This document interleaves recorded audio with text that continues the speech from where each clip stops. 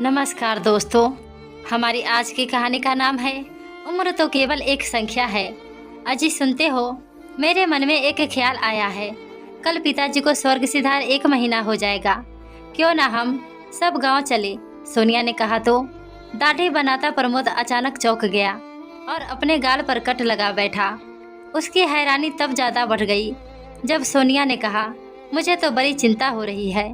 माँ जी की पता नहीं बेचारी अकेली वहाँ कैसे रहती होंगी। आखिर इस उम्र में अकेले निर्वाह करना आसान थोड़ी ना है। अपनी पत्नी की बात सुनकर प्रमोद उसे देखते ही रह गया और बोला, यह अचानक उल्टी गंगा कैसे बहने लगी? मेरा मतलब है कि आखिर चल क्या रहा है तुम्हारे दिमाग में? मेरी माँ की इतनी फिक्र होने लगी है। तुम्हें वैसे तो वह फूटी आंख नहीं सुहाती थी। अजी पहले और आज में बहुत फर्क है।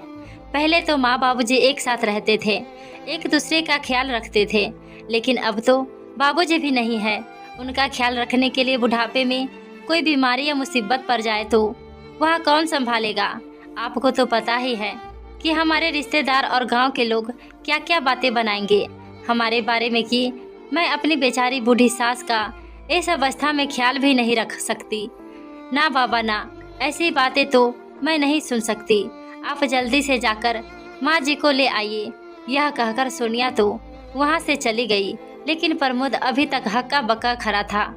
वह सोचने लगा कि अभी अभी जो औरत यहाँ पर खड़ी थी वह मेरी पत्नी सोनिया ही थी या उसकी शक्ल की कोई दूसरी औरत, क्योंकि मेरी पत्नी तो ऐसी बातें कभी सपने में भी अपने मुंह से नहीं निकाल सकती थी। मेरी माँ के लिए इतनी चिंता, परंतु फिर यही सोचकर मन ही मन मुस्कुरा उठा कि समय के साथ उसकी पत्नी में कितना परिवर्तन आ गया है। जो बात उसने कही उसमें कुछ गलत तो नहीं कहा। ऐसा सोचकर उसने अपनी माँ को फोन लगाया। हेलो माँ, आप कैसी है? तबीयत तो ठीक है ना माँ? हम लोग सोच रहे थे कि अब पिताजी तो आपके साथ है नहीं, तो आप कितने दिन अकेली रहेंगी और नौकरों के भरोसे कब तक रहा जा सकता है? क्यों ना आप हमारे साथ यहीं आकर रहे। अपने पुत्र की बात सुनकर गायत्री जी बोली, बेटा प्रमोद, मैं जानती हूँ तुम्हें मेरी कितनी चिंता है, बहुत ख्याल रखते हो तुम मेरा, परंतु यह बात भी किसी से छुपी नहीं है कि तुम्हारी पत्नी सोनिया का व्यवहार मेरे लिए अच्छा नहीं है।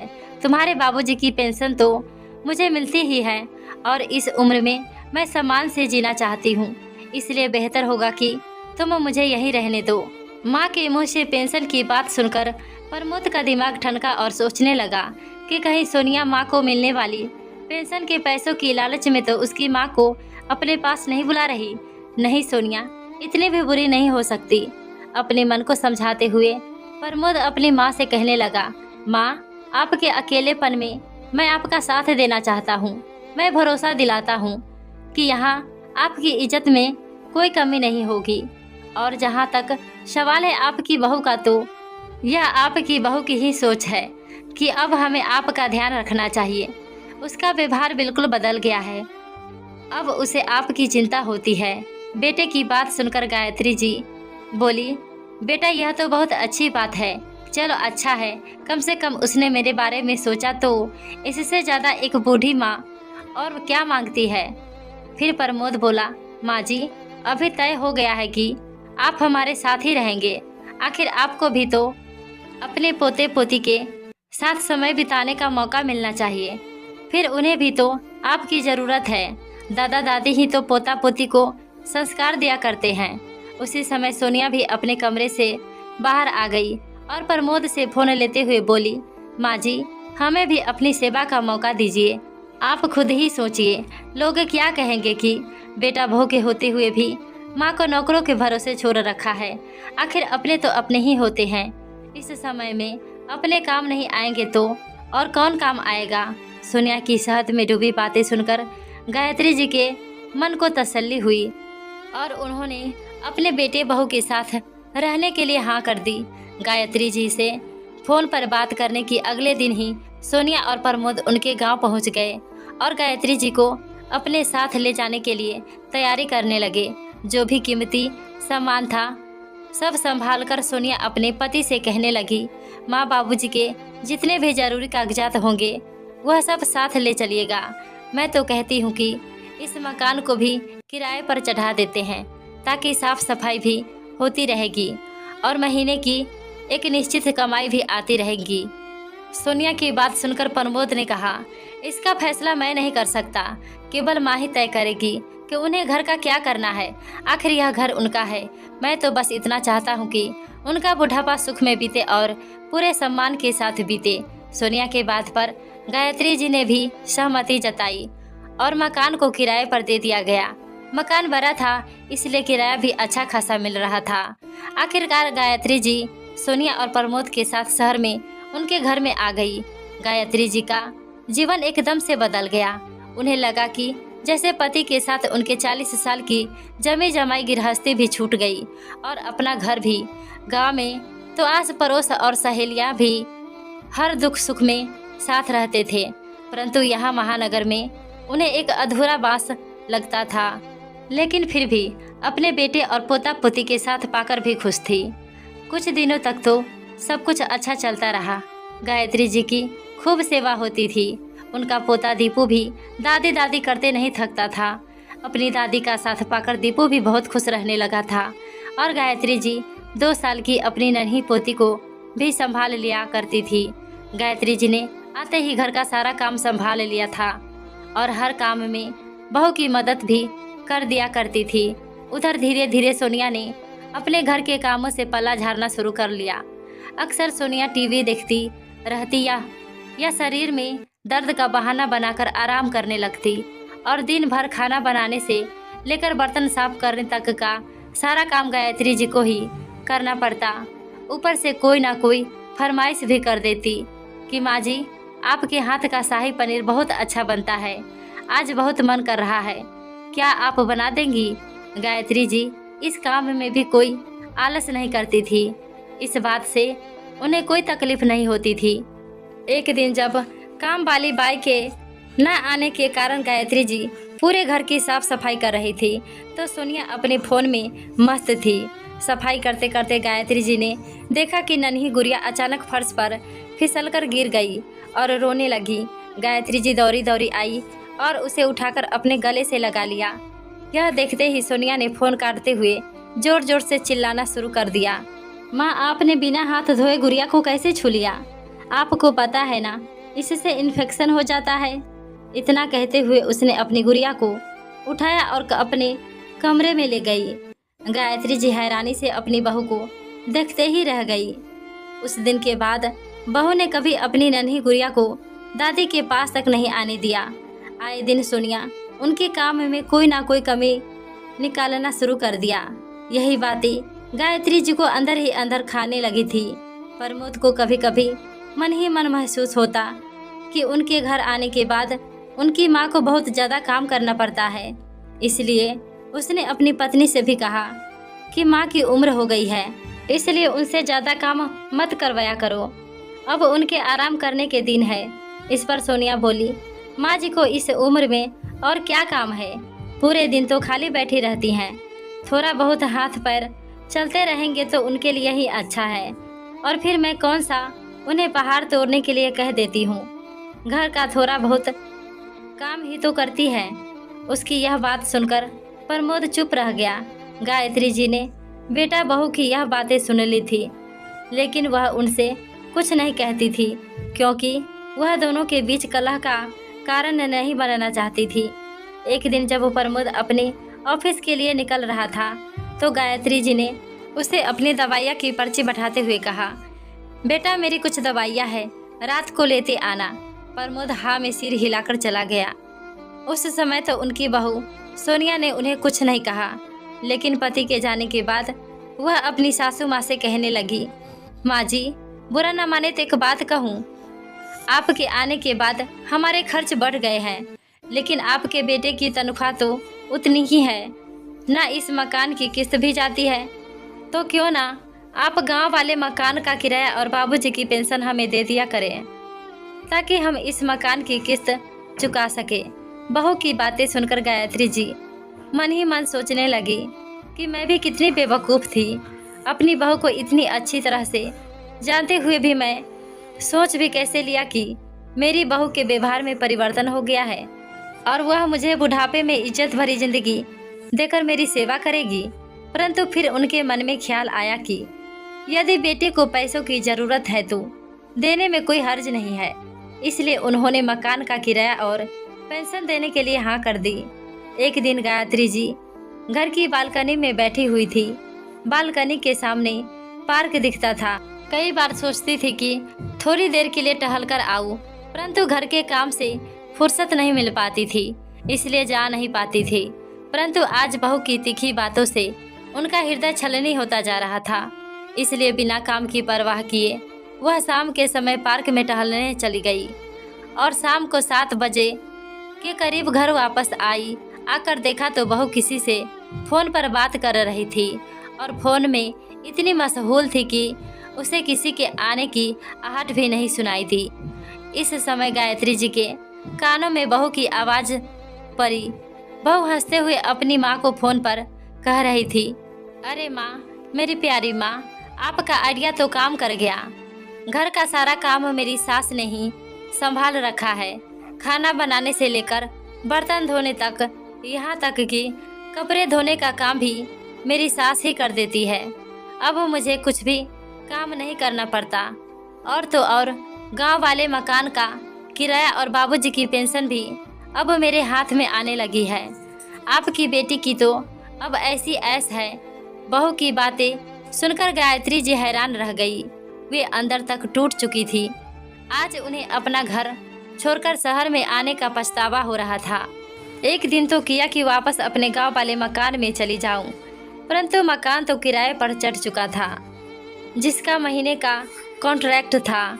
उदास होकर गायत्री जी सोचने लगी कि क्या मेरा इस घर में यही महत्व था? क्या बुढ़ापे में मेरी जिंदगी का केवल इतना ही वजूद है? क्या मेरी हैसियत महज एक काम वाली बाई जितनी है? अब तक मैं केवल बहू की सहायता के लिए ही घर का काम कर दिया करती थी, लेकिन वह मेरे बारे में ऐसा सोचती है, इसकी तो मैंने कभी कल्पना भी नहीं की थी। गायत्री जी का मन उचाट सा रहने लगा। भले ही उनकी उम्र हो गई थी, लेकिन जीवन के प्रति उनके मन में उमंग थी। परंतु केवल बहू को तकलीफ ना हो, यह सोचकर उन्होंने स्वयं को घर तक सीमित कर लिया था।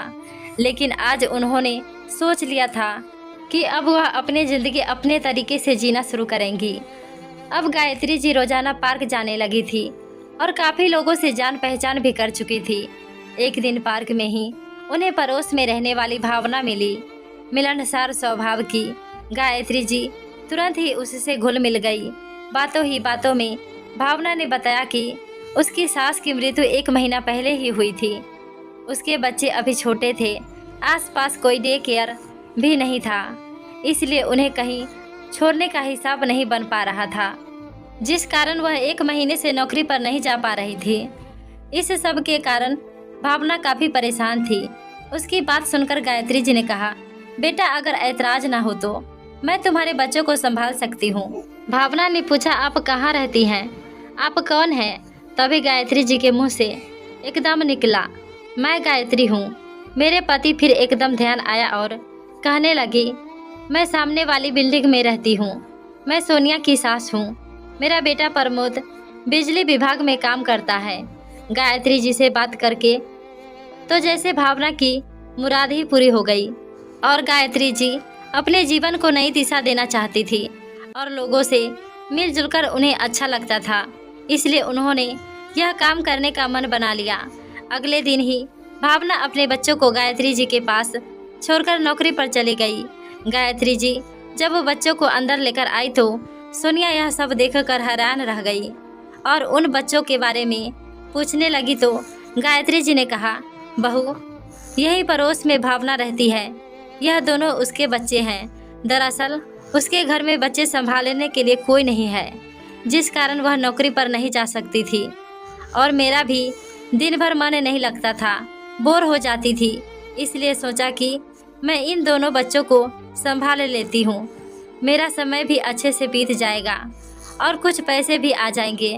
अपनी सास की बात सुनकर सोनिया भड़क उठी। माँ जी, आप बिना मुझसे पूछे मेरे घर में यह सब कैसे कर सकती है?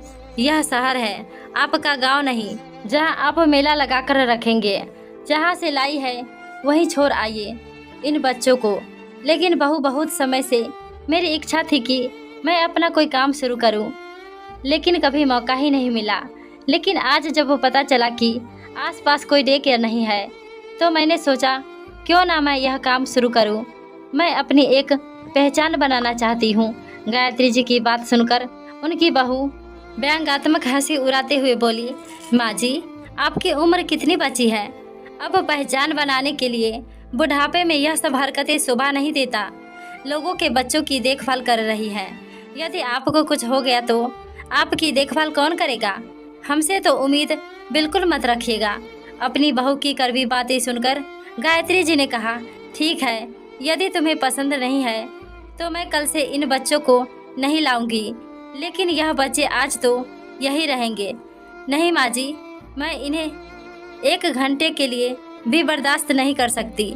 आप अभी के अभी इन्हें ले जाइए। बहू की बातें सुनकर गायत्री जी उन बच्चों को लेकर पार्क में चली गई। बच्चे पार्क में खेलते रहे। दोपहर को जब भावना घर वापस आई तो गायत्री जी ने उन बच्चों को उनके घर पर छोड़ दिया। घर पहुंचकर अपनी बहू की बातें सोच सोचकर गायत्री जी की आंखों से आंसू बह निकले और अपने कमरे में जाकर अपने पति की तस्वीर के सामने बैठ गई। आज वह बहुत अकेला महसूस कर रही थी, इसलिए अपने पति की तस्वीर से ही बातें करने लगी। क्या इस उम्र में मैं अपनी पहचान नहीं बना सकती?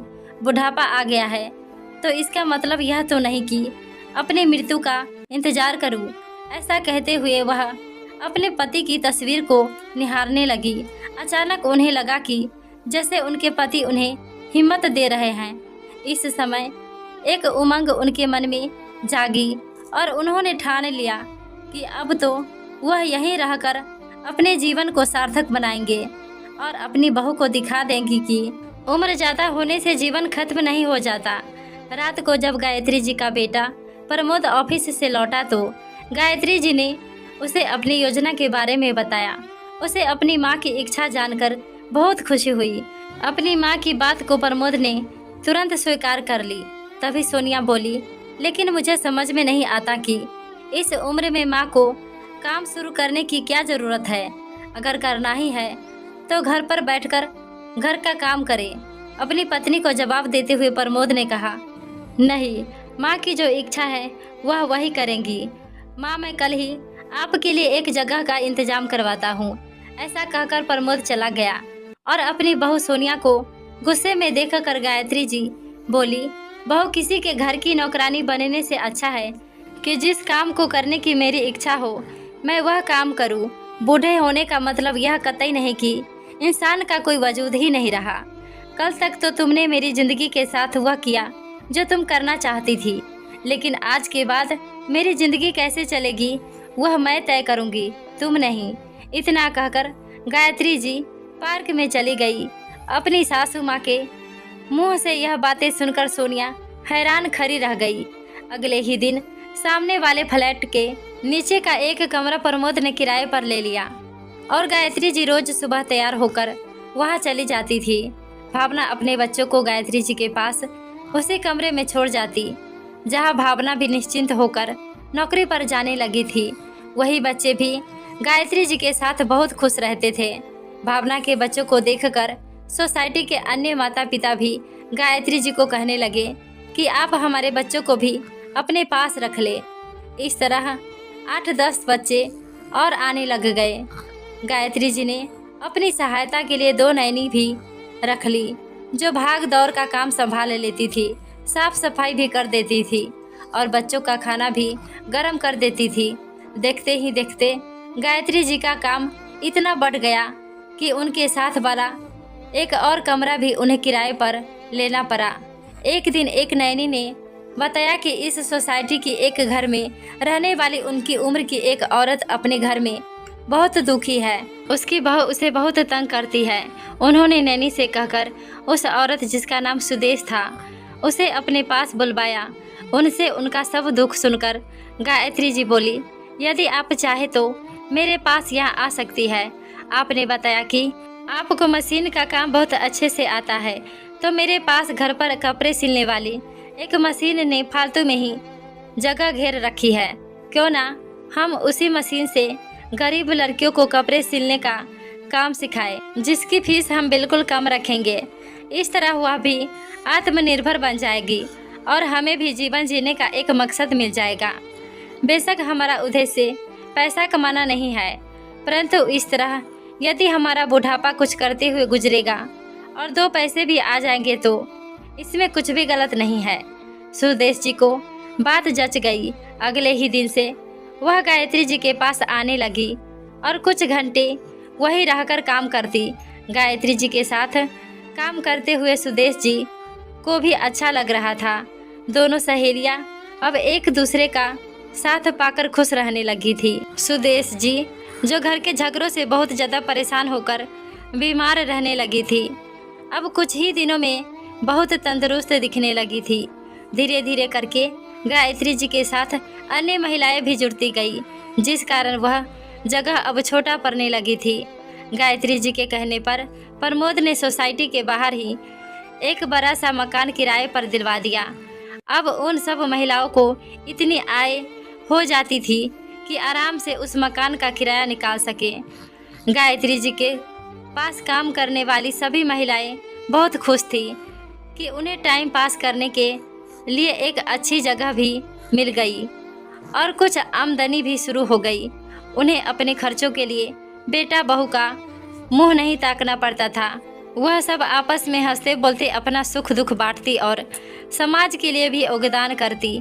दरअसल उन सभी बूढ़ी महिलाओं को भी कोई चाहिए था जिससे वह बात कर सके, जो उनका हाल चाल पूछ सके। वह सब उन्हें यहाँ मिल गया। धीरे धीरे महिलाओं की संख्या 15 हो गई। गायत्री जी सबको कुछ न कुछ काम करने की प्रेरणा देती रहती। कोई अचार मुरब्बा बनाना सिखा रही थी, तो कोई सिलाई करना, तो कोई अन्य महिलाएं गायत्री जी के साथ बच्चों को संभालती थी। वे सभी पूर्ण महिलाएं पूरे इलाके में जानने लगी थी। धीरे धीरे करके उनकी प्रसिद्धि इतनी बढ़ गई कि पूरे शहर के लोग उन्हें सम्मान देने लगे थे। एक दिन सोनिया किसी काम से गायत्री जी के केंद्र पर गई तो वहां उसे भावना मिली, जो अपने बच्चों को लेने के लिए आई थी। भावना ने पूछा, अरे आपको पहले तो यहाँ नहीं देखा, आप कहाँ रहती है? तब सोनिया बोली, मैं इस केंद्र की संचालक गायत्री जी की बहू हूँ। भावना के दिमाग में अचानक 8 महीने पहले पार्क में गायत्री जी से हुई बात याद आ गई, जब गायत्री जी ने कहा था कि मैं सोनिया की सास हूँ, जिनका अपना परिचय इस शहर में केवल इतना ही था। लेकिन 8 महीने में ही वह परिचय बदल गया था। आज उनकी बहू को अपने परिचय के लिए गायत्री जी के नाम की आवश्यकता थी। आज गायत्री जी ने साबित कर दिया था कि उम्र तो केवल एक संख्या है और यदि जीवन को नई दिशा देने का जज्बा मन में हो तो सारी अर्चना छोटी पड़ जाती है। और यदि आज की युवा पीढ़ी गायत्री जी के बेटे प्रमोद की तरह अपने बुजुर्गों का साथ दे तो वह भी प्रेरणा की नई मिसाल कायम कर सकते हैं। इस एक छोटे से कदम से हमारे बुजुर्गों का बूढ़ा का सार्थक हो जाएगा। दोस्तों, आपको यह कहानी कैसी लगी लाइक और कमेंट करके ज़रूर बताएं और चैनल को सब्सक्राइब करना बिल्कुल ना भूलें। मिलते हैं एक नई कहानी के साथ, तब तक के लिए बहुत बहुत धन्यवाद।